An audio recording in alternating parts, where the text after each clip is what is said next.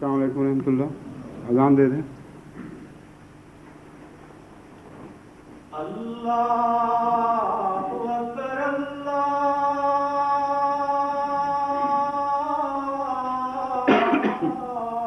اکبر اللہ اکبر اللہ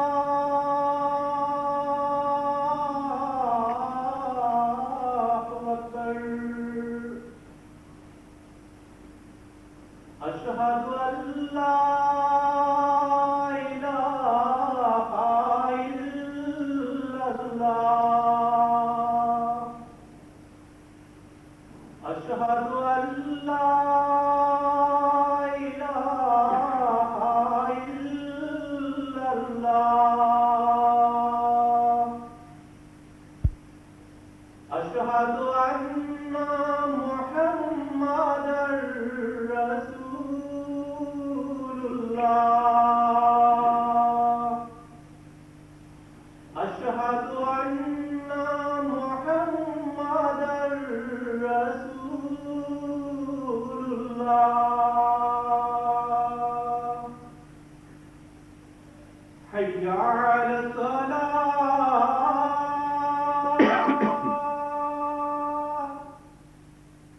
حی علی الصلاۃ.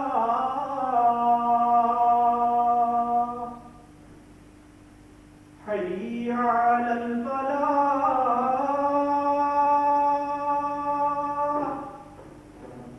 حی علی الفلاح.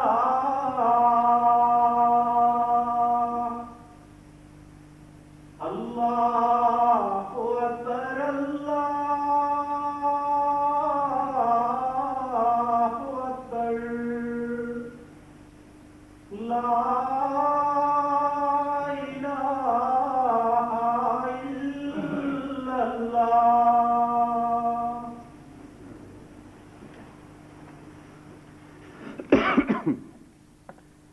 اشهد ان لا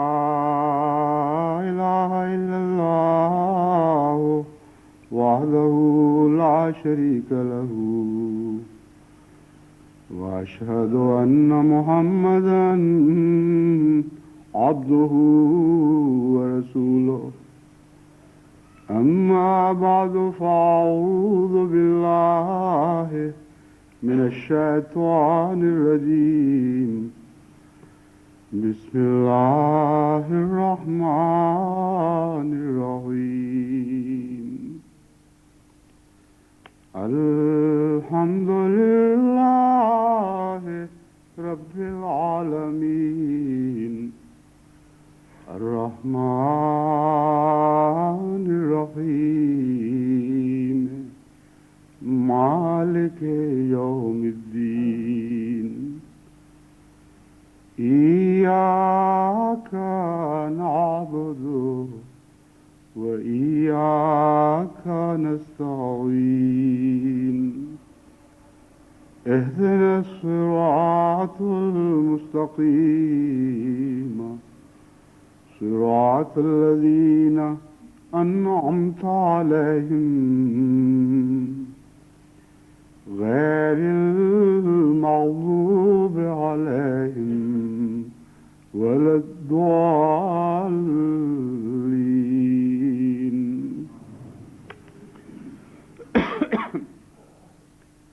گزشتہ خطبے میں نے سلمان رشدی کی شیطانی کتاب سے متعلق اپنے تاثرات کا اظہار کیا تھا، لیکن میں سمجھتا ہوں کہ یہ مضمون ابھی تشنہ تکمیل ہے. بعض ایسے اہم بنیادی سوال ہیں جن کی طرف توجہ مبذول کرنی ضروری ہے. مغربی دنیا میں سب سے اہم سوال جو اس وقت زیر بحث ہے وہ انسانی ضمیر اور انسانی بیان اور انسانی قلم کی آزادی ہے، اور وہ تمام تر توجہ سلمان رشدی کی کتاب کے غلیظ حصوں سے ہٹا کر اس بنیادی اصول کی طرف مبذول کروا رہے ہیں، گویا کہ دراصل مسلمانوں اور عیسائیوں یا مغربی طاقتوں اور مسلمان مشرقی دنیا کے درمیان دراصل مبحث یہی ہے کہ کیا انسانی ضمیر کو آزادی ملنی چاہیے یا نہیں، کیا انسان کو قول اور فعل اور قلم کی آزادی نصیب ہونی چاہیے یا نہیں۔ جہاں تک مقدس بزرگوں کی بے حرمتی کا تعلق ہے یا خود خدا کے تقدس پر حملہ کرنے کا بھی تعلق ہے، قرآن کریم میں اس سلسلے میں بڑی واضح اور کھلی ہوئی غیر مبہم تعلیم موجود ہے۔ یہ وقت تھا کہ مسلمان اس تعلیم کو خوب کھول کر تمام دنیا کے سامنے پیش کرتے اور بتاتے کہ ایسی صورت میں قرآن کریم ہمیں کیا ہدایت دیتا ہے، اس کی بجائے جس قسم کے مظاہرے شروع کیے گئے یا جس قسم کے فتوے جاری کیے گئے، انہوں نے اسلام کے دشمنوں کے ہاتھ مضبوط کیے اور اسلام کو پہلے سے بھی بڑھ کر بھیانک شکل میں دنیا کے سامنے پیش کرنے کا موقع عطا کیا۔ چنانچہ اس سلسلے میں قرآنی تعلیم سے متعلق میں جماعت کو بھی مطلع کرنا چاہتا ہوں اور جماعت کی وساطت سے چاہتا ہوں کہ سب دنیا کے سامنے قرآنی تعلیم کے ان بنیادی حصوں کو خوب کھول کر پیش کیا جائے اور بتایا جائے کہ مقدس بزرگوں کی بے حرمتی ہو یا خدا تعالیٰ کی بے حرمتی ہو، اس سلسلے میں قرآن کریم نے ہمیں کیا تعلیم دی ہے اور کیا تہذیب سکھائی ہے۔ قرآن کریم کی 3 آیات کا میں نے اس موقع پر انتخاب کیا ہے۔ ایک ہے وَيُنذِرَ الَّذِينَ قَالُوا اتَّخَذَ اللَّهُ وَلَدًا مَا لَهُم بِهِ مِنْ عِلْمٍ وَلَا لِآبَائِهِمْ كَبُرَتْ كَلِمَةً تَخْرُجُ مِنْ أَفْوَاهِهِمْ إِنْ يَقُولُونَ إِلَّا كَذِبًا فَلَعَلَّكَ بَاخِعٌ نَفْسَكَ عَلَىٰ آثَارِهِمْ إِن لَّمْ يُؤْمِنُوا بِهَٰذَا الْحَدِيثِ أَسَفًا۔ اس آیت کریمہ میں جو سورہ کہف کی 5ویں اور 6ٹھی ان آیات میں جو سورہ کہف کی 5ویں اور 6ٹھی آیات ہیں، ان میں خدا تعالیٰ نے یہ مضمون بیان فرمایا کہ عیسائیوں نے اللہ تعالیٰ کے تقدس پر بہت بڑا حملہ کیا ہے، اور وہ حملہ یہ ہے کہ خدا تعالیٰ کی طرف ایک ایسا بیٹا منسوب کیا جو ایک عورت کے بطن سے پیدا ہوا ہے۔ اگرچہ دیو مالائی مذاہب میں اس قسم کے تصورات ملتے ہیں کہ خدا تعالیٰ کے بہت سے بیٹے ہیں، لیکن وہ بیٹے انسانی عورت کے بطن سے پیدا ہوئے بیان نہیں کیے جاتے الا ماشاء اللہ، یا اگر کیے جاتے تھے تو ایک تاریخ کا حصہ بن چکے تھے۔ لیکن عیسائی مذہب کا یہ عقیدہ جس نے دنیا میں پھیلنا تھا اور دنیا میں ایک بہت وسیع اثر و رسوخ پیدا کرنا تھا،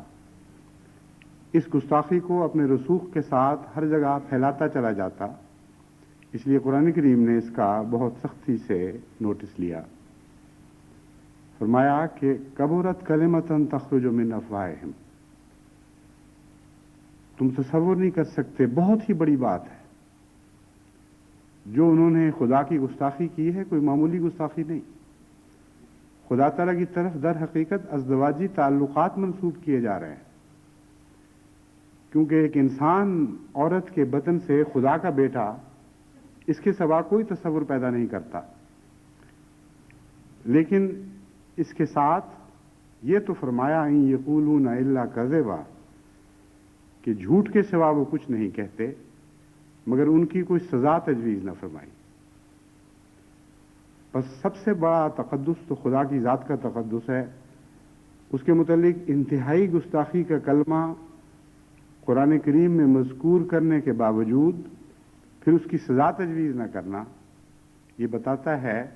کہ خدا تعالیٰ نے اپنی حکمت بالغہ کی وجہ سے کے نتیجے میں انسان کو یہ اختیار نہیں دیا کہ وہ خدا کے تقدس پر حملے کے نتیجے میں اس کو کوئی دنیاوی سزا دے، پھر انسان کا کیا رد عمل ہونا چاہیے؟ اسی اگلی آیت میں اس رد عمل کو حضرت اقدس محمد مصطفیٰ صلی اللہ علیہ وآلہ وسلم کے رد عمل کے طور پر بیان فرما دیا. فرمایا فَلَعَلَّكَ بَاخِعٌ نَفْسَكَ عَلَىٰ آثَارِهِمْ إِن لَّمْ يُؤْمِنُوا بِهَٰذَا الْحَدِيثِ أَسَفًا، کہ اگر یہ تیری باتیں سن کر نصیحت نہ پکڑیں،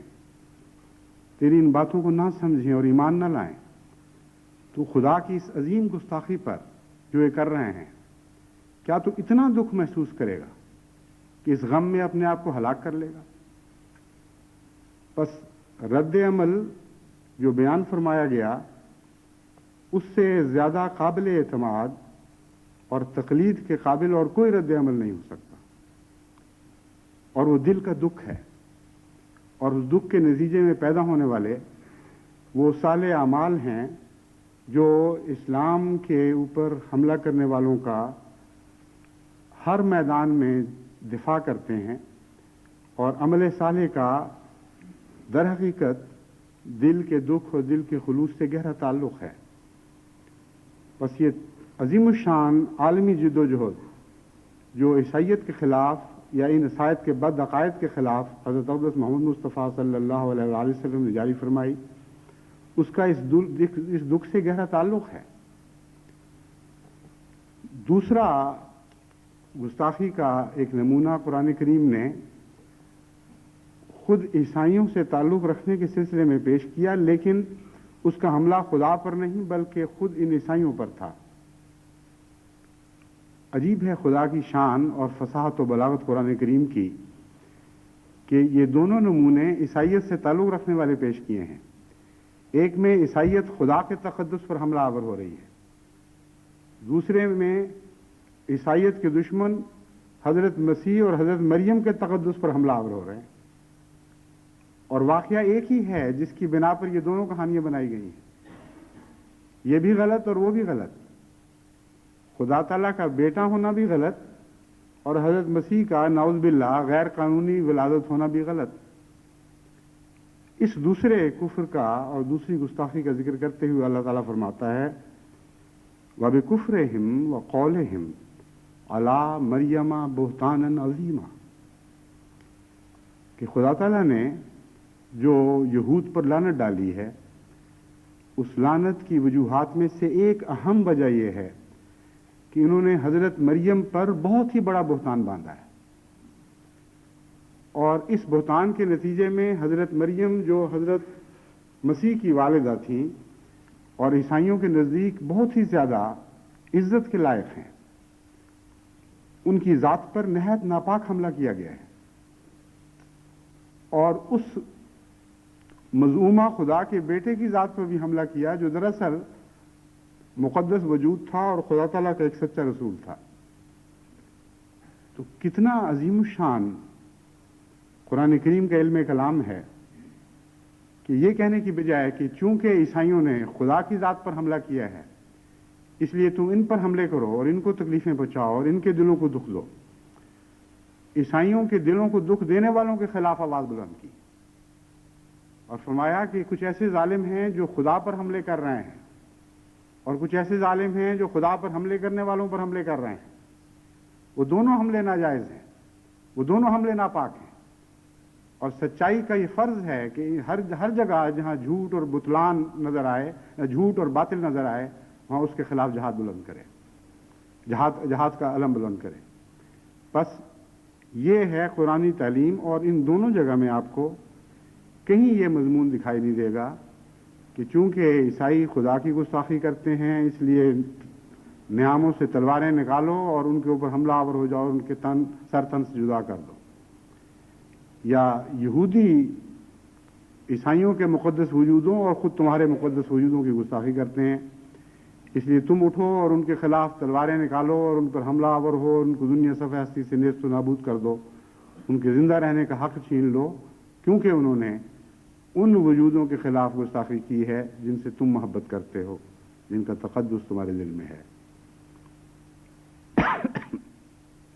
پھر ایک تیسری آیت میں قرآن کریم نے اس مضمون کی ایک عمومی شکل پیش فرمائی اور ایک غیرت مند مسلمان کے رد عمل کا ذکر فرمایا.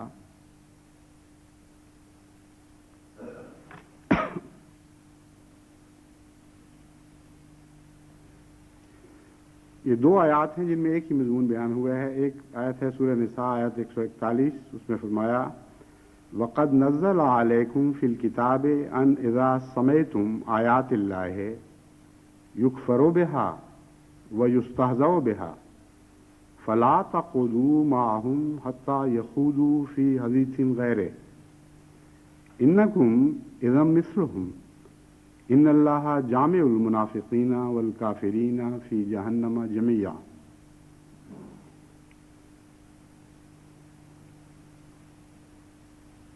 اور خدا تعالیٰ نے تم پر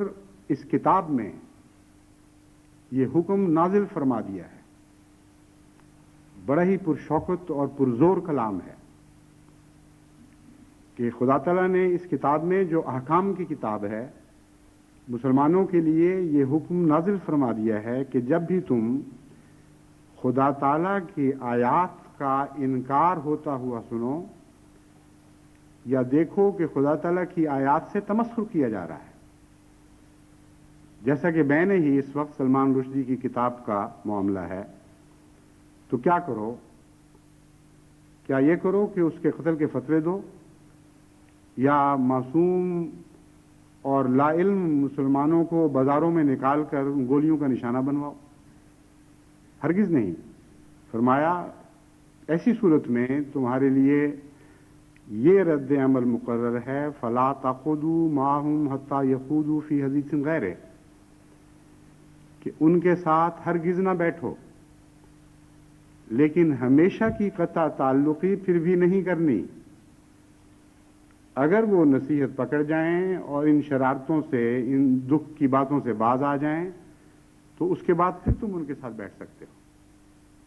لیکن جب تک وہ اس ذلیل طرز عمل پر قائم ہیں اور پاکیزہ خدا تعالیٰ اور خدا تعالیٰ کی آیات کی گستاخی کرتے ہیں اور تمسخر سے کام لیتے ہیں، تمہیں ان کے پاس بیٹھنے کی اجازت نہیں ہے. اور یہ بیٹھنے کی اجازت نہ دینا اپنی ذات میں ایک بہت بڑا حکیمانہ حکم ہے، کیونکہ اس کے دو نتیجے نکل سکتے ہیں. یا تو کچھ کمزور طبیعتیں اپنے پیاروں کے خلاف باتیں سن کر مشتعل ہو جاتی ہیں اور قوانین اور احکام کو پس پش ڈالتے ہوئے قانون کو اپنے ہاتھ میں لے کر پھر بعض دفعہ ایسے ظالموں کو قتل تک کرنے پر آمادہ ہو جاتی ہے. تو دنیا میں اس سے ہر طرف فساد پھیل سکتا ہے.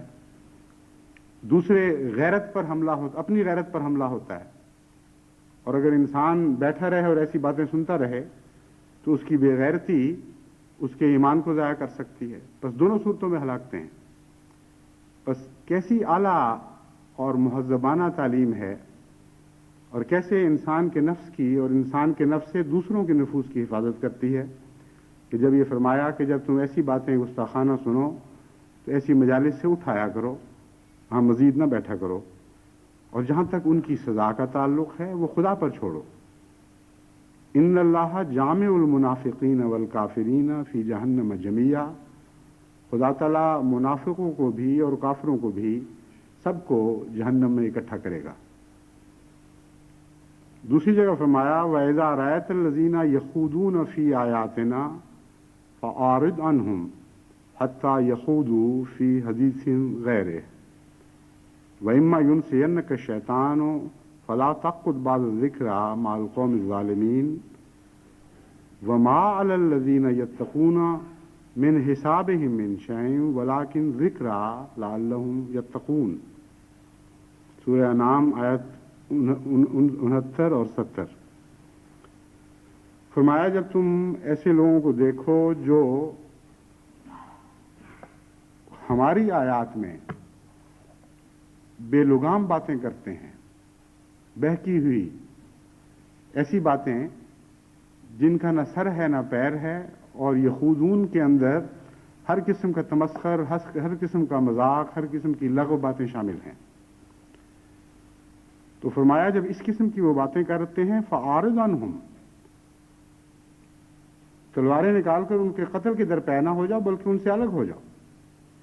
ان سے بے تعلقی اختیار کر لو۔ حتیٰ یخوضوا فی حدیث غیرہ، یہاں پھر یہ شرط لگا دی کہ مستقل بے تعلقی اور مستقل بائیکاٹ کا حکم نہیں ہے، بلکہ جب تک شریر اپنی شرارت پر قائم ہے اس وقت تک اسے قطع تعلقی کرو۔ ہاں جب وہ دوسری باتوں میں بہکنے لگیں تو پھر ان کو بہکنے دو، دنیا کی باتوں میں بھی وہ لغو باتیں کرتے ہی رہتے ہیں، لیکن تمہارا ان سے کوئی تعلق نہیں اس معاملے میں۔ ہاں دینی معاملے میں تمہارا غیرت دکھانا فرض ہے، اور غیرت کا تقاضا یہ ہے کہ ایسی صورت میں ان سے الگ ہو جاؤ۔ اور اگر شیطان تمہیں اما ینسینک الشیطان فلا تقعد بعد الذکری مع القوم الظالمین، اگر تمہیں شیطان بھلا دے پھر اس کے بعد، اس نصیحت کے بعد تم نے ظالموں کے ساتھ کبھی بھی نہیں بیٹھنا۔ یہاں ینسینک الشیطان سے پھر کیا مراد ہے؟ اسے مراد یہ ہے کہ وہ کمزور طبیعتیں جو ان لغو باتوں کو سن کر زخمی ہو جاتی ہیں اور متاثر ہو جاتی ہیں، ان کو بعد میں بھی ایسے لوگوں کے ساتھ بیٹھنے کی اجازت نہیں، کیونکہ رفتہ رفتہ پھر ان کا ایمان بالکل ضائع ہو سکتا ہے۔ دلائل سے بھاگنے کی تعلیم نہیں دی گئی، تمسخر اور ذلیل باتوں سے بھاگنے کی تعلیم دی گئی ہے، بھاگنے کی یعنی علیحدہ ہونے کی تعلیم دی گئی ہے۔ اور جہاں تک ایسے لوگوں کے ساتھ سختی کرنے کا تعلق ہے یا ان کی زبانوں کو لگامے دینے کا تعلق ہے، اس کے متعلق قرآن کریم کی اگلی آیت یعنی اس کے مان بعد یہ فرماتی ہے وَمَا عَلَى الَّذِينَ يَتَّقُونَ مِنْ حِسَابِهِمْ مِنْ شَيْءٍ، کہ یاد رکھو وہ لوگ جو خدا کا تقوی اختیار کرتے ہیں، ایسے بدکاروں اور بے لگام لوگوں کا حساب ان سے نہیں لیا جائے گا، ان کے اوپر کوئی حرف نہیں ہے، وہ ہرگز ذمہ دار نہیں ہیں کہ یہ لوگ کیسی کیسی شیطانی باتیں کرتے ہیں۔ تو جب ذمہ داری تمہاری نہیں ہے، جب تم سے حساب نہیں لیا جائے گا، تو پھر تم کیوں قانون کو اپنے ہاتھ میں لیتے ہو؟ ولیکن ذکرہ، ہاں ایک فرض تمہارا ضرور ہے کہ نصیحت کرو، اور نصاحے کے ذریعے ان کو سمجھانے کی جو کوشش ممکن ہے وہ اختیار کرو، لعلہم یتقون، ہو سکتا ہے، بعید نہیں کہ وہ تقوی اختیار کریں۔ پس جن کو قتل کرنے کا حکم ہو ان کے متعلق یہ کہاں سے کہا جا سکتا ہے کہ نصیحت کرو، ہو سکتا ہے وہ تقوی اختیار کریں؟ انہی 3 آیات یا 4 آیات میں نہیں، قرآن کریم میں جہاں بھی آپ اس مضمون کو براہ راست یا اشارتاً موجود پائیں گے، وہاں کسی ایک جگہ بھی انسان کو یہ اختیار نہیں دیا گیا کہ وہ خدا یا خدا کے برگزیدہ بندوں کی گستاخی کرنے کے جرم میں ایسے لوگوں کو خود سزائیں دیں، بلکہ سزا کا معاملہ خدا تعالیٰ نے کلیتاً اپنے ہاتھ میں رکھا ہے اور بار بار کھول کر یہ مضمون بیان فرمایا ہے۔ اس طریق خدا تعالیٰ نے جو یہ طریق اختیار فرمایا اس میں بہت بڑی حکمت ہے، اور امن عالم کا انحصار اس بات پر ہے، انسانی سوسائٹی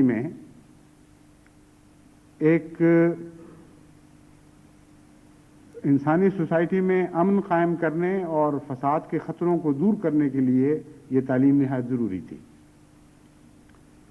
وجہ یہ ہے کہ جہاں تک تقدس کا تعلق ہے، اس کے تصورات مختلف قوموں میں مختلف ہیں، اور ہر قوم نے اپنے ذہن میں کچھ مقدس وجود بنا رکھے ہیں، اور جہاں تک ان مقدس وجودوں کا تعلق ہے ان کے اوپر حملے کا تصور بھی جدا جدا ہے۔ بعض جگہ تنگ نظری کا یہ عالم ہوتا ہے کہ لوگ کہتے ہیں کہ اگر ہمارے مقدس وجود کا تم نے نام لیا تو یہ بھی ان کی تذلیل اور ان کی گستاخی ہے۔ اگر خدا تعالیٰ ہر انسان کو اپنے ذہن کے مطابق مقدس وجود کی بے حرمتی پر قانون کو اپنے ہاتھ میں لینے کی اجازت دیتا تو ساری دنیا میں ہر طرف فساد پھیل جاتا. کوئی دنیا کا ایسا انسان نہیں جس کے مذہب کی روح سے کسی دوسرے مذہب پر کوئی حملہ نہ ہوتا ہو.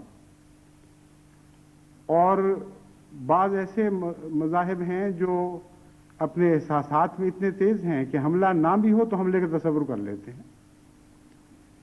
اس لیے خدا تعالیٰ نے انسانی سوسائٹی کو فساد سے بچانے کی خاطر یہ بین الاقوامی تعلیم دی. اور یہ بین الاقوامی تعلیم آپ کو دنیا کے کسی اور مذہب میں نظر نہیں آئے گی. اس لیے کہ کوئی اور مذہب بین الاقوامی نہیں تھا، نہ ہے. اور اسی مذہب کو یہ تعلیم عطا ہونی تھی، اسی کو عطا ہوئی جس کو تمام عالم کے لیے بھجوایا گیا ہے. بس بجائے اس کے کہ ان تعلیمات کو کھول کھول کر مغربی اور عیسائی دنیا کے سامنے رکھا جاتا اور بتایا جاتا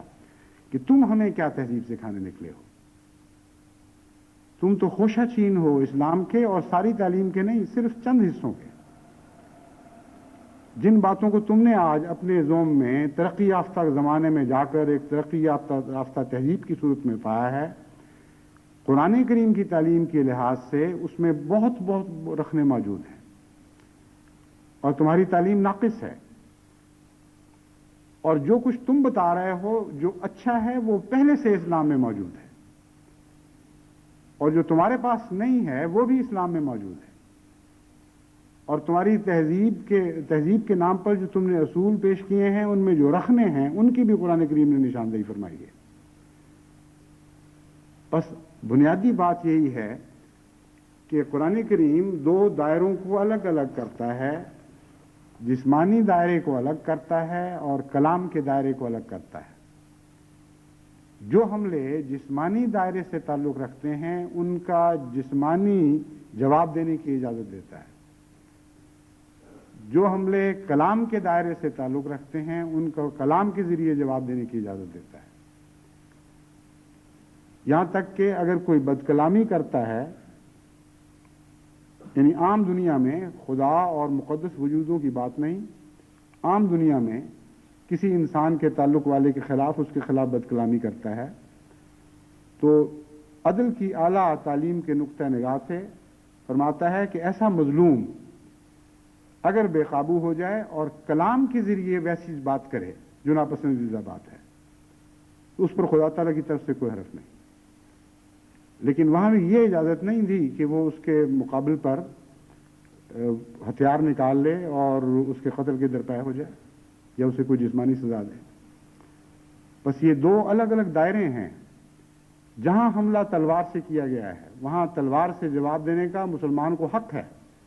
بلکہ بعض صورتوں میں فرض ہو جاتا ہے. اور جہاں زبان سے یا قلم سے حملہ کیا گیا ہے وہاں زبان اور قلم سے جواب دینے کا نہ صرف حق ہے بلکہ یہ فرض ہو جاتا ہے. بس بجائے اس کے کہ مغربی دنیا اسلام کو ایک قدیم جاہلانہ مذہب بنا کر دنیا کو دکھائے، اگر زبان سے اس حملے کا جواب دیا جاتا اور قرآن کریم کے دیے ہوئے ہتھیاروں کو عمدگی سے استعمال کرتے ہوئے جوابی حملے کیے جاتے تو یہ ساری بازی الٹ سکتی تھی. یہ جو جنگ ہے اس میں حکمت چاہیے، اور حکمت تو عام ماضی جنگوں میں یعنی تلوار کی جنگوں میں بھی چاہیے، لیکن خصوصیت سے کلام کی جنگ میں حکمت کا بڑا گہرا تعلق ہے. اس بات کا جائزہ لینے کی ضرورت تھی کہ مغرب کے پاس کون سے ہتھیار ہیں جن کے ذریعے وہ آج اسلام پر حملہ آور ہوا ہے. ہم کیوں ان ہتھیاروں سے ان پر جوابی حملہ نہیں کر سکتے؟ جہاں تک گستاخی کا تعلق ہے وہ ہم نہیں کر سکتے. اس کی وجہ یہ ہے کہ وہ وجود جو ان کے ہاں مقدس ہیں وہ ہمارے ہاں بھی مقدس ہیں. اس لیے بڑی یک طرفہ سی جنگ بن جاتی ہے اور غیر متوازن جنگ بن جاتی ہے. اگر وہ حضرت اقدس محمد مصطفیٰ صلی اللہ علیہ وآلہ وسلم اور آپ کی ازواج مطہرات پر حملے کرتے ہیں تو لعلہ کا واقع نفسکا کا مضمون تو ہم پر صادر ہوتا ہے، لیکن جوابی حملہ کرنے کی ہم کوئی جا نہیں پاتے، کیونکہ حضرت مریم اسی طرح ہمارے لیے مقدس ہیں، بلکہ بعض پہلوؤں سے زیادہ مقدس ہیں جس طرح عیسائیوں کے نزدیک ہیں، اور حضرت مسیح اپنی حقیقی شان میں ہم پر زیادہ روشن ہیں، ہم ان کی زیادہ معرفت رکھتے ہیں بنسبت عیسائی دنیا کے تصوراتی مسیح کے۔ بس یہاں ایک غیر متوازن جنگ میں اور بھی زیادہ حکمت کی ضرورت ہے۔ آخر کس طرح ان باتوں کا جواب دیا جائے؟ پہلی بات تو یہ ہے، جیسا کہ میں نے گزشتہ خطبے میں جماعت کو نصیحت کی تھی، کہ اگرچہ یہ کتاب پڑھنا ایک شدید روحانی اذیت ہے، لیکن بعض محققین اگر جواب دینے کی خاطر اس کا مطالعہ کرتے ہیں تو وہ ان کی مجبوری ہے۔ حتیٰ یخوضوا فی حدیث غیر والا مضمون یہاں اس وجہ سے اطلاق نہیں پاتا کہ یہاں عالم اسلام کے دفاع کے لیے اور اسلام کے روحانی جہان کے دفاع کے لیے ایک کارروائی، ایک تکلیف دہ کارروائی ضروری ہے۔ جب میدان میں جنگ میں آپ جاتے ہیں تو چرکے بھی لگتے ہیں، آپ زخم بھی کھاتے ہیں، جانیں بھی ضائع ہوتی ہیں، مگر مجبوری ہے۔ بس اس تکلیف کو خدا کی خاطر برداشت کرنا پڑے گا، اور بعض علماء کو خصوصیت سے اس کتاب کا مطالعہ کر کے اس کا تجزیہ کرنا پڑے گا، ہر قسم کے الزامات کو الگ الگ کرنا ہوگا، تاریخ اسلام کے حوالوں سے دیکھنا ہوگا کہ آیا کسی الزام کی کوئی بنیاد موجود ہے یا نہیں، خواہ وہ کتنی ہی کمزور بنیاد کیوں نہ ہو، اور کون سے الزامات ایسے ہیں جو محض فرضی ہیں، ان کا حقیقت سے کوئی بھی تعلق نہیں۔ اور اس طرح ایک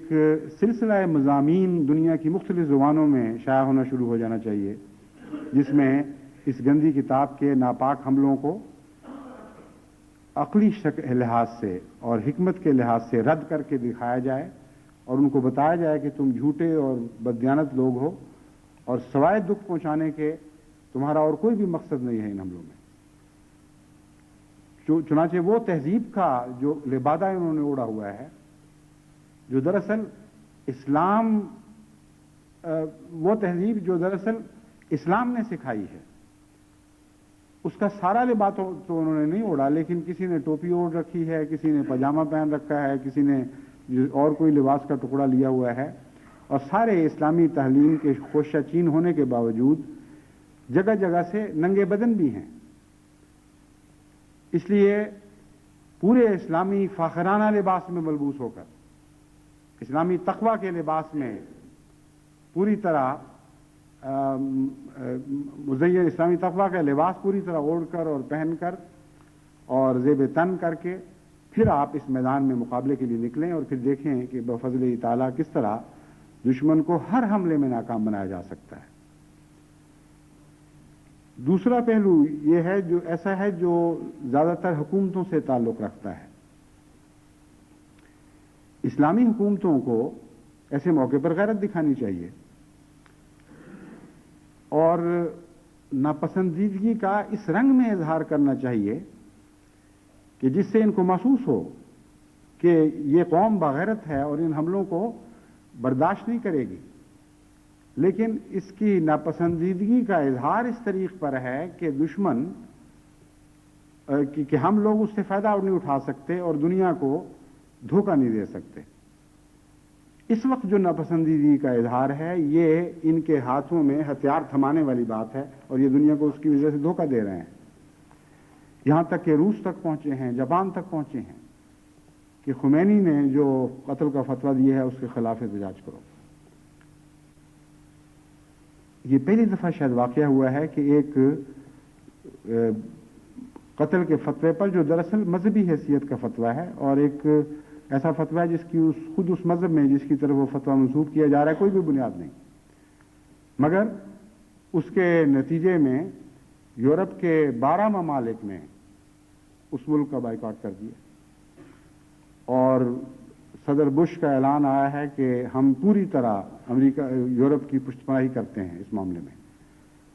اور ان کے سفیروں نے روس پر بھی اثر ڈالا اور روس کو بھی اس بات پر آمادہ کرنے کی کوشش کی کہ کہ وہ بخدا تعلقی کر لیں ایران سے، یہاں تک کہ ملائیشیا پر بھی اپنے اقتصادی تعلقات کی بنا پر یہ اثر ڈالنے کی کوشش کی کہ مسلمان ملک ہوتے ہوئے وہ خمینی کے خلاف رد عمل دکھائیں اور اس فتوے کے نتیجے میں اپنے سفیر وہاں سے واپس بلا لیں۔ جاپان تک پہنچے اور جاپان سے بھی کو بھی اس بات پر قائل کرنے کی کوشش کی گئی کہ ایسی صورت میں جاپان اپنے سفیر ایران سے واپس بلا لے۔ تو یہ سارے اسلام کے خلاف ملکوں کا متحد ہو جانا اگرچہ سیاست کے نام پر ہے، لیکن کوئی آنکھ ایسی نہیں جو یہ پہچان نہ سکتی ہو کہ اس کے پیچھے در حقیقت اسلام کی نفرت کار فرما ہے، یا ایران کی نفرت کار فرما ہے۔ تو یہ اس نفرت نے جس جگہ اپنا سر اٹھایا ہے وہاں اس سر کے اٹھانے کے نتیجے میں اسلام کے اوپر بھی حملہ ساتھی ہو جاتا ہے۔ یعنی یہاں دونوں یہ ایران کی نفرت، یوں کہہ لینا چاہیے کہ ایران کی نفرت اور اسلام کی نفرت نے گویا کہ ایک اجتماع کر لیا ہے، اور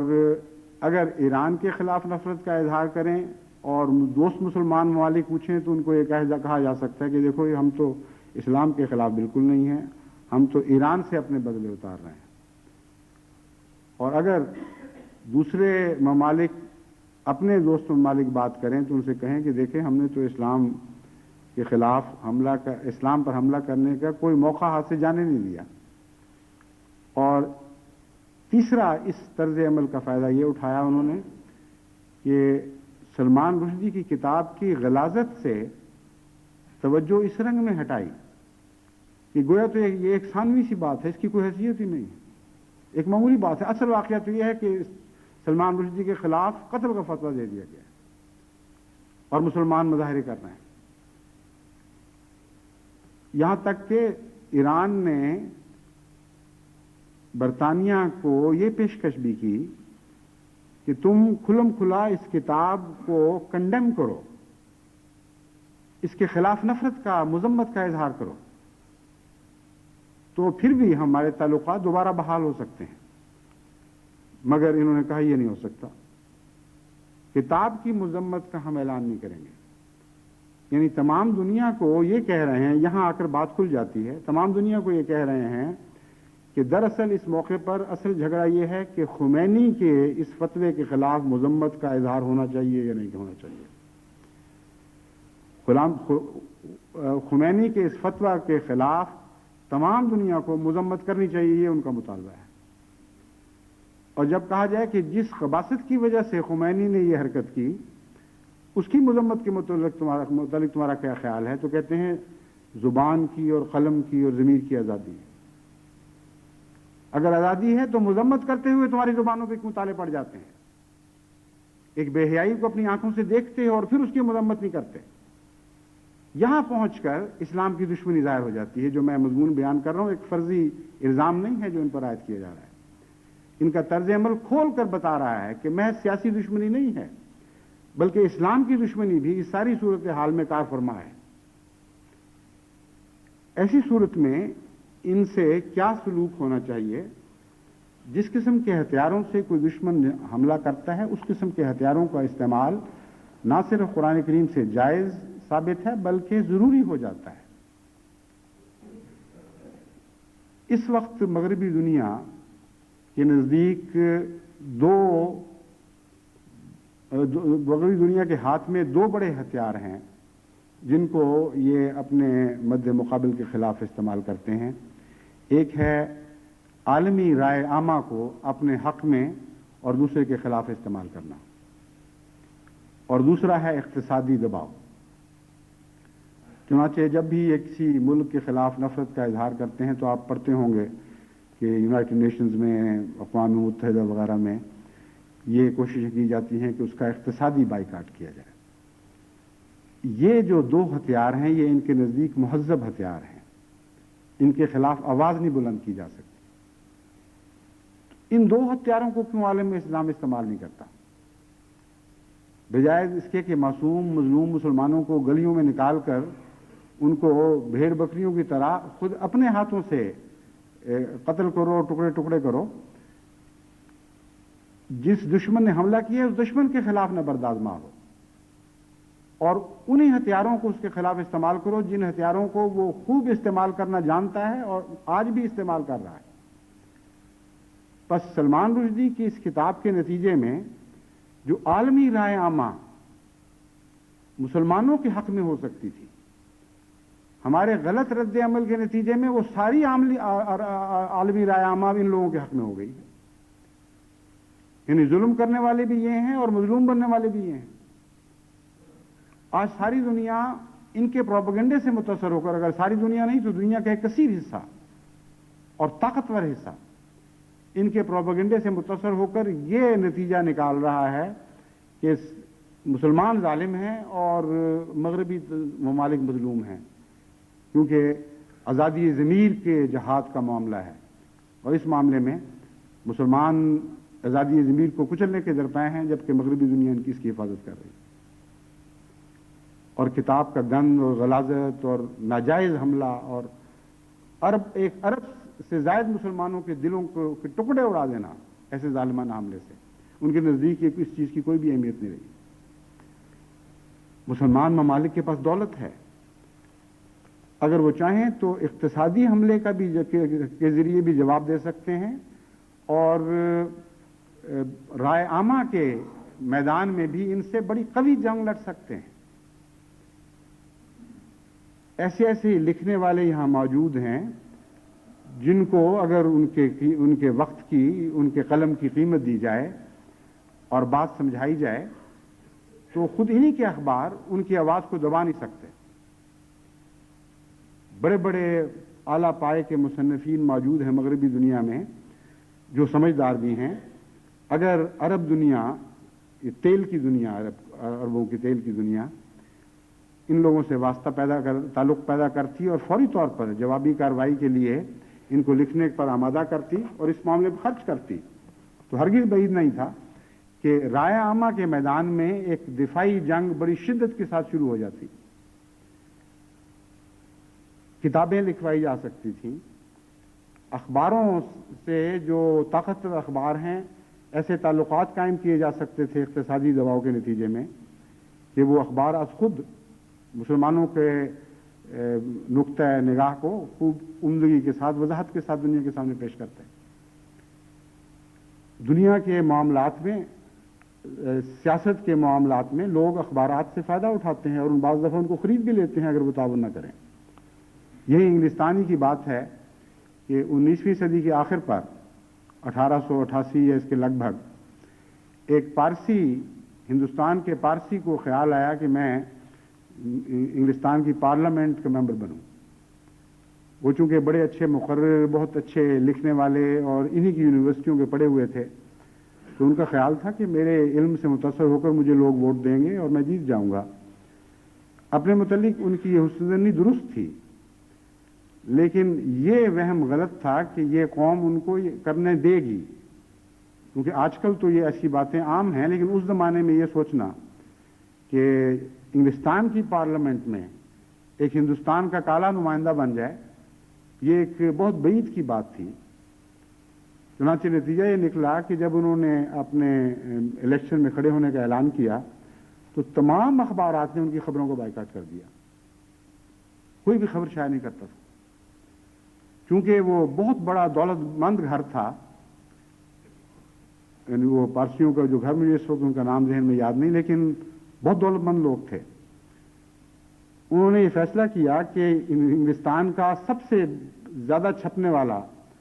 اور با اثر اخبار خرید لیا جائے. چنانچہ وہ پہنچے اس ایک اخبار کے پاس اور اس کو کہا کہ تمہارے شیئرز بکتے ہیں تو ہم حاضر ہیں خریدنے کے لیے. اتنے شیئرز خرید لیے، سارا اخبار نہیں خریدا، وہی تاجر لوگ تھے، کہ جس کے نتیجے میں بورڈ آف ڈائریکٹرز میں ان کو اکثریت حاصل ہو گئی. چنانچہ اس دن کے بعد اس اخبار نے مسلسل ان کے حق میں لکھنا شروع کیا اور ان کی خبریں دینی شروع کی. نتیجہ یہ نکلا کہ 17 ووٹوں پر یہ جیت گئے. اس زمانے میں اس کا اتنا شدید رد عمل ہوا کہ ہندوستانی آ کر ہم سے یہ حرکت کر جائے،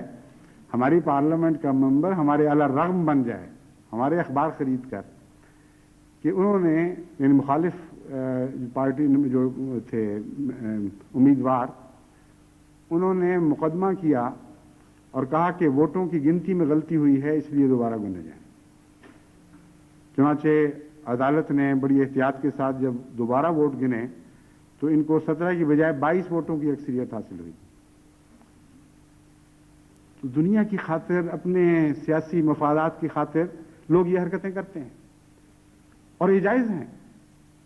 ان میں کوئی برائی نہیں۔ کوئی دنیا کا معقول آدمی اس ایسی طرز عمل پر حملہ نہیں کر سکتا۔ باقی ممالک تو چھوڑیں، سعودی عرب کے پاس اتنا روپیہ ہے کہ چاہے تو سارے انگلستان کے اخبار خرید لے اور اس کو پتہ بھی نہ لگے کہ میری دولت میں کوئی کمی آئی ہے۔ اتنا روپیہ ہے کہ اپنے سود سے وہ ان کے اخبار خرید سکتا ہے اور اتنی رقم قائم کر سکتا ہے۔ جیسا کہ میں نے کہا، یہ اقتصادی قومیں ہیں، اقتصادی مفادات کی پیچھے چلنے والی قومیں ہیں۔ جو مرضی دوسرے محرکات ہوں، اگر اقتصادی فوائد ان محرکات کے مقابل پر زیادہ اہم دکھائی دیں تو یہ لازماً اقتصادی مفادات کی پیروی کرنے والے لوگ ہیں۔ تو سعودی عرب اگر چاہے آج بھی یہ کر سکتا ہے، مغربی ممالک کے بڑے بڑے اخبار خریدے اور ان میں سلمان رشدی والے کیس کے متعلق اسلام کے حملوں کے جواب شروع کریں اور دنیا کو بتائے کہ یہ سب دھوکہ بازی ہو رہی ہے۔ حقیقت حال یہ ہے کہ اسلام پر نہایت ظالمانہ حملہ کیا گیا اور حملے کی وہ زبان بے شک نہ شائع کی جائے، لیکن جس طرح کہ میں نے بیان کیا ہے، ہر اس پہلو سے، جس پہلو سے انہوں نے اسلام پر حملہ کیا ہے، ایک جوابی کارروائی کی جا سکتی ہے اور مؤثر جوابی کارروائی کی جا سکتی ہے۔ لیکن حالت یہ ہے کہ بدقسمتی سے آج عالم اسلام مختلف حصوں میں بٹا ہوا ہے، اور حضرت اقدس محمد مصطفیٰ صلی اللہ علیہ وآلہ وسلم کی ذات پر حملے کی غیرت بھی ان کو اکٹھا نہیں کر سکتی، چونکہ ایران کے امام خمینی صاحب نے ایک غلط فتویٰ دیا، اس سے یہ نتیجہ تو نہیں نکالا جا سکتا کہ اس سارے معاملے میں ان کا ساتھ چھوڑ دیا جائے، لیکن ان کے معاملے میں مغرب تو ایک ایسی متحدہ کارروائی کرتا ہے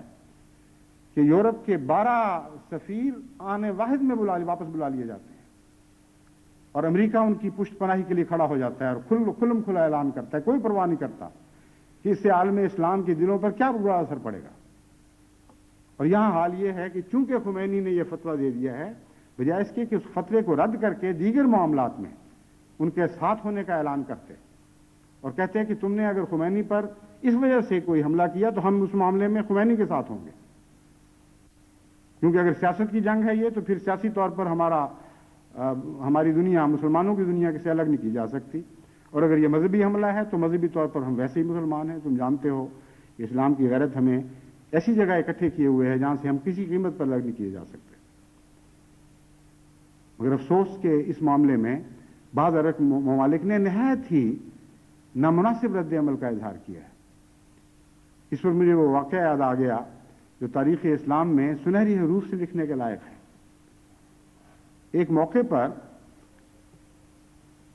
شام کے شمال شام کی طرف سے، مجھے اب معینہ یاد نہیں کہ کس سرحد سے، لیکن شمالی سرحد کی بات ہے، عیسائی طاقتوں نے حضرت علی کی حکومت پر حملہ کرنے کا فیصلہ کیا۔ کیونکہ اس زمانے میں امیر معاویہ اور حضرت علی رضی اللہ تعالی عنہما کے درمیان آپس میں شدید اختلافات تھے، اس لیے اس زمانے کی عیسائی طاقتوں نے یہ سمجھا کہ اگر ہم حضرت علی کی حکومت پر حملہ کریں گے تو معاویہ اگر ان کے خلاف ہمارے ساتھ شامل نہ بھی ہو تب بھی ان کے حق میں کوئی کارروائی نہیں کرے گا۔ چنانچہ ایک لمبے عرصے تک مسلمانوں کی شمالی سرحدوں پر مخالفانہ فوجوں کا اجتماع ہوتا رہا۔ جب امیر معاویہ کو اس بات کی اطلاع ملی تو انہوں نے قیصر روم کے نام ایک خط لکھا، اور اس خط میں لکھا کہ مجھے معلوم ہوا ہے کہ علی کی حکومت کو کمزور سمجھتے ہوئے تم نے علی کی حکومت پر حملہ کرنے کا فیصلہ کر لیا، اور تم یہ سمجھتے ہو کہ معاویہ کی علی سے دشمنی ہے، اس لیے معاویہ اس صورت میں علی کی مدد کو نہیں آئے گا۔ لیکن خدا کی قسم تمہارا یہ خیال جھوٹا ہے، یہ عالم اسلام کی غیرت کا معاملہ ہے۔ علی اگر تم نے اس حملے کی جرت کی تو وہ سپاہی جو علی کی طرف سے لڑنے والے ہوں گے ان میں صف اول پر معاویہ کھڑا ہوگا، اور معاویہ کی ساری طاقتیں علی کی خدمت میں پیش کر دی جائیں گی۔ یہ اتنا عظیم الشان خط تھا اور اتنا اس کا روپ طاری ہوا کہ کسی لڑائی کی نوبت نہیں آئی، اور دشمن نے فیصلہ کیا کہ وہ عالم اسلام جو اپنے سیاسی مقاصد میں اور مذہبی مقاصد میں اس طرح متحد ہونے کی طاقت رکھتا ہے، اس پر کوئی حملہ کامیاب نہیں ہو سکتا۔ آج افسوس کہ تاریخ کے سنہری باب کو بھلایا جا رہا ہے۔ آج مسلمانوں کی ان اندرونی دشمنیاں اس بات کی راہ میں حائل ہو گئی ہیں کہ اسلام کے خلاف شدید ترین اور غلیظ ترین حملوں کے مقابل پر بھی وہ اکٹھے ہونے سے انکار کر رہے ہیں۔ بس ایک ایسی عالمی مشاورت کی بلانے کی ضرورت ہے جو خواہ مکے یا مدینے میں بلائی جائے، یا اسلام آباد پاکستان میں بلائی جائے، یا ایران میں بلائی جائے، یا دنیا کے کسی اور خطے میں بلائی جائے۔ کوئی بلانے والا ہو اور کوئی وہ مقام ہو جہاں اکٹھا ہونے کی دعوت دی جائے۔ آج خدا اور محمد مصطفیٰ کی غیرت کا تقاضا ہے کہ تمام عالم اسلام لبیک لبیک کہتے ہوئے اس مقام پر اس دعوت کو قبول کرتے ہوئے اکٹھا ہو جائے، اور یہ فیصلہ کرے کہ کس طرح ہم نے حضرت اقدس محمد مصطفیٰ صلی اللہ علیہ وسلم کی حرمت اور عزت کا دفاع کرنا ہے، اور اس راہ میں جو بھی تعلیم قرآن کریم نے ہمیں دی ہے اس تعلیم کے اندر رہتے رہتے دفاع کرنا ہے، اس سے باہر نکل کر ایک قدم باہر نکال کے دفاع نہیں کرنا۔ پھر جیسا کہ میں نے بیان کیا ہے، قرآن کریم کی تعلیم نہایت جامع اور مانع ہے۔ اس رنگ میں آپ کو دفاع کی ہدایت دیتی ہے کہ دشمن نے جو ہتھیار اپنا رکھے ہیں وہ دشمن کے ہاتھ سے چھینے جائیں گے۔ جس طرح تلواروں کے مقابلے میں بعض تلوار کے دھنی اس طرح حملہ کرتے ہیں کہ دشمن کے ہاتھ کی تلوار ہاتھ سے چھنک کے گر جایا کرتی ہے۔ یہ رائے عامہ کی جو تلوار انہوں نے اٹھا رکھی ہے، اگر آپ قرآنی حکمت کے دائروں میں رہتے ہوئے جوابی کارروائی کریں تو ان کے ہاتھ سے یہ تلوار چھنک کے گر جائے گی۔ آپ آج نہتے نظر آتے ہیں، قرآن کی طاقت سے یہ تلوار آپ کے ہاتھ میں تھمائی جائے گی، اور دنیا کی ساری رائے عامہ کو آپ مروب اور مجبور کر سکتے ہیں یہ بات ماننے پر کہ اسلام مظلوم ہے، اور اسلام کے خلاف جو دشمن حملہ آور ہیں ان کو ان حملوں کا کوئی حق نہیں ہے۔ اسلامی تعلیم کے اندر رہنے میں ہی اسلام سارے عالم اسلام کی طاقت ہے، لیکن اسلامی تعلیم سے باہر نکل کر اور بکھر کر انفرادی طور پر وہ جوابی کارروائیاں کرنا جن کی اسلام اجازت نہیں دیتا، یہ جوابی کارروائیاں کبھی کامیاب نہیں ہو سکتی۔ ایسی جوابی کارروائیوں سے دشمن کو مزید اور پھر مزید اور پھر مزید طاقت ملتی چلی جائے گی،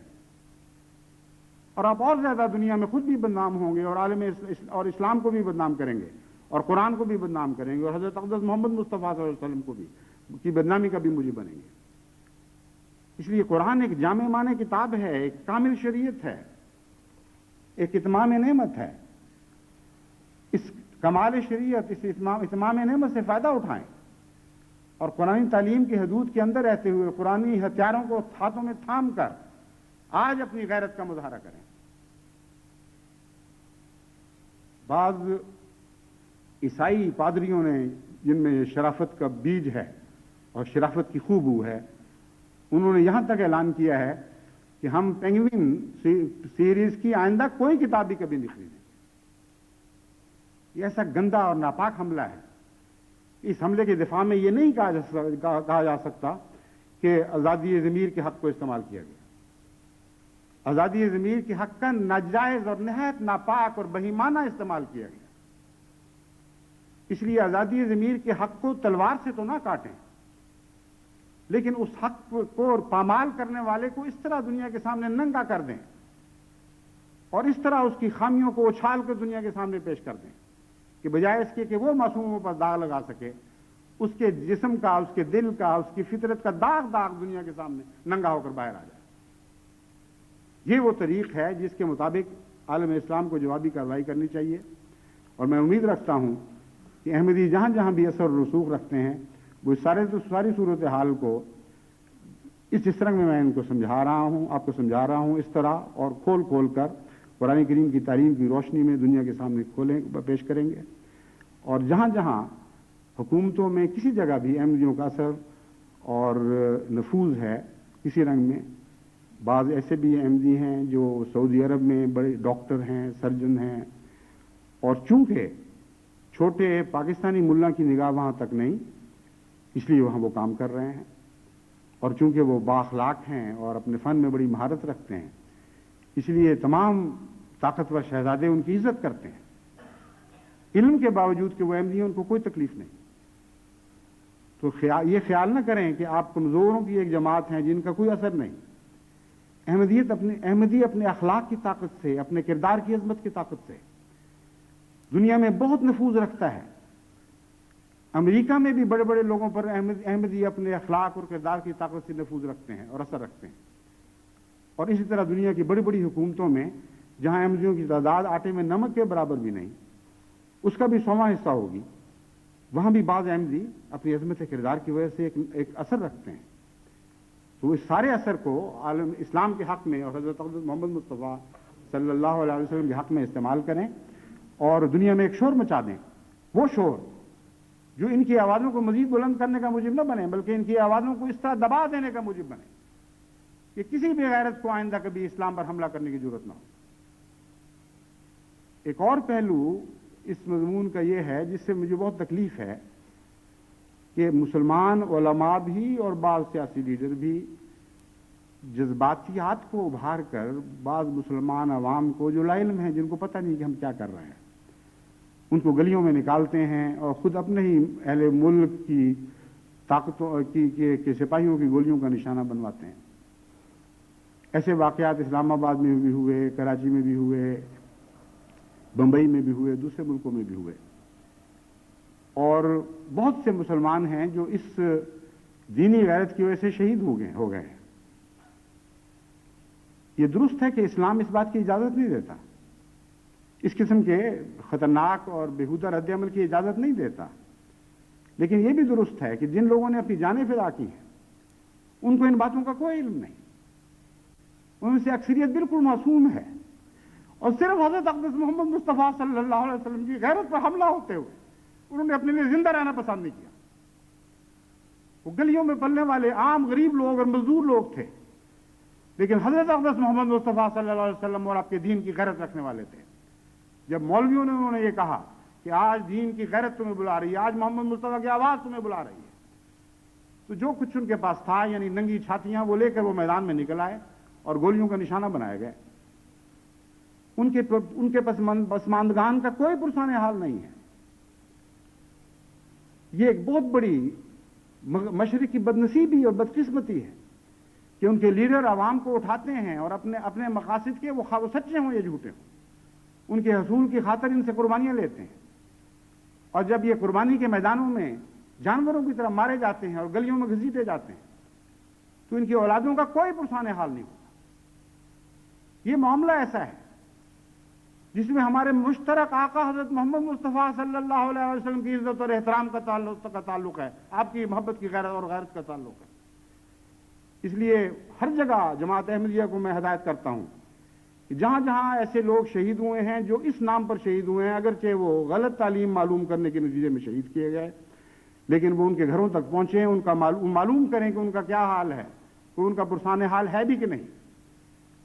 اور اگر یہ معلوم کریں کہ اقتصادی لحاظ سے ان کو امداد کی ضرورت ہے تو جماعت فوری طور پر تحقیق کے بعد مجھے رپورٹ کرے کہ ہندوستان میں یا پاکستان میں یا دوسری جگہوں پہ کتنے ایسے مظلوم مسلمان ہیں جن کے پسماندگان کا کوئی پوچھنے والا نہیں۔ ہاں، حضرت محمد مصطفیٰ صلی اللہ علیہ وسلم کی عاشق ایک جماعت ہے جو ضرور ان کا حال پوچھے گی، اور آپ کی راہ میں شہید ہونے والوں کے پسماندگان کو ذلیل نہیں ہونے دیا جائے گا۔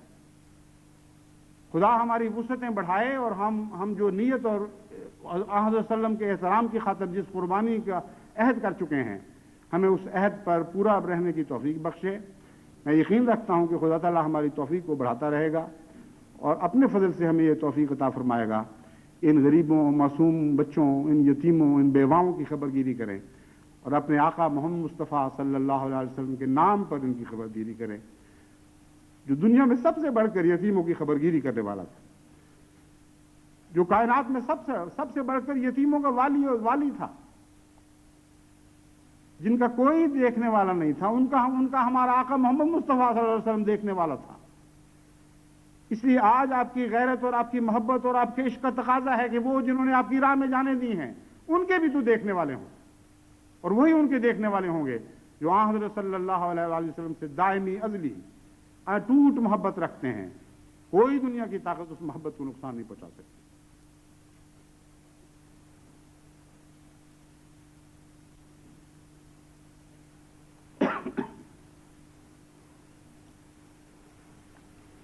الحمد لله نحمده ونستعينه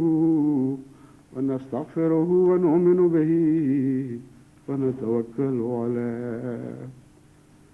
ونعوذ بالله من شرور أنفسنا ومن سيئات أعمالنا من يهده الله فلا مضل له ومن يضلله فلا هادي له ونشهد أن لا إله إلا الله وحده لا شريك له ونشهد أن محمدا عبده ورسوله عباد الله رحمكم الله إن الله يأمر بالعدل والإحسان وإيتاء ذي القربى وينهى عن الفحشاء والمنكر والبغي يعظكم لعلكم تذكرون